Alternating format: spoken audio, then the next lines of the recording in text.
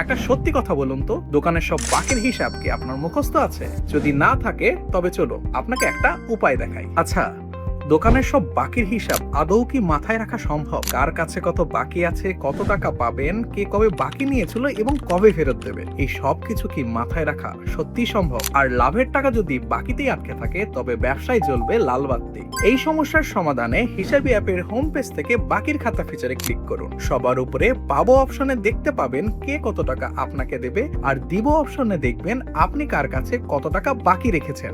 Search বারে নাম লিখে তারিখ সহ খুঁজে নিন কার কাছে কত টাকা পাবেন অথবা দেবেন। নতুন বাকি যুক্ত করতে চাইলে নতুন নাম, টাকা আর তারিখ লিখে সেভ করুন। আর দরকার হলে এক ক্লিকে তাগাদা এসএমএস অথবা তাগাদা কল পাঠিয়ে বাকি আদায় করুন আরো দ্রুত।